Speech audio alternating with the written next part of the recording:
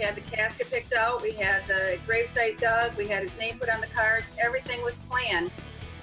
A family feud they wish was laid to rest. The grandparents of little Major Harris say even his funeral brought them new grief. And that is our big story tonight at 10. If the murder of a 3-year-old boy was not tragic enough, the unexpected battle over his burial has taken the heartbreak to a whole new level. Tonight, Major Harris's grandparents open up to FOX6 Investigator Bryan Polcyn about the violence that has torn their family apart. I tell you, that kid never stopped smiling. If you've seen a picture of Major Harris by now, chances are it's this one taken in August, the day his grandpa took him fishing for the first time. He even held his own pole, fishing and everything. Paul Munzenberger says he was trying to do the things a father would do. Show him a strong male figure in his life that he can rely on and trust someday. Of course, Major did have a father. My son was shot in the head, a 3-year-old baby. Carlton Harris. My plea to the world, I need justice for my son. Carlton Harris is the birthright father, that's it. He does not earn the expression dad.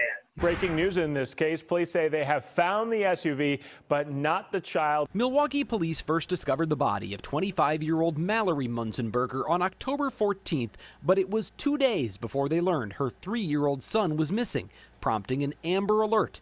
Police say the suspect, 20-year-old Jaheim Clark, shot himself to death, and a week-long search eventually led authorities to the boy's discarded body near 35th and Roar. We don't know what happened. I mean, it was a brutal murder for both of them. But for Paul and Mary Munzenberger, what happened next has only magnified their grief. My plan is to bury him by his mother.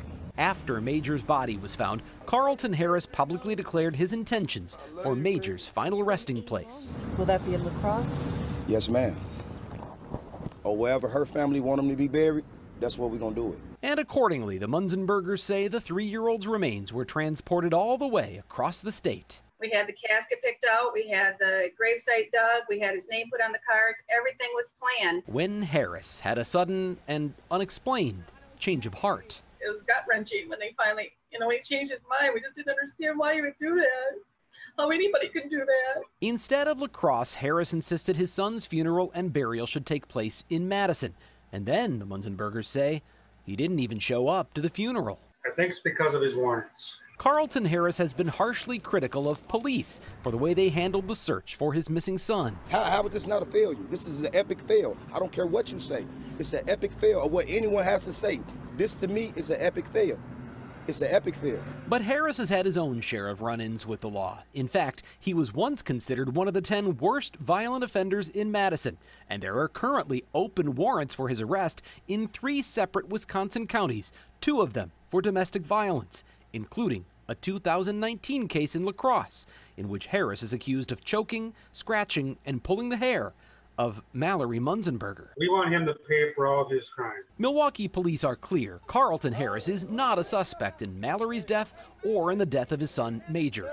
But the allegations of domestic abuse have strained family ties and compounded Paul and Mary's grief for Mallory. We know she's in heaven. And for the little boy who will never go fishing again. Bryan Polcyn, FOX 6 Investigators. We tried to reach Carlton Harris for this story, but the cell phone number he was using is now disconnected. Police say the investigation into the deaths of Mallory Munzenberger and Major Harris is ongoing.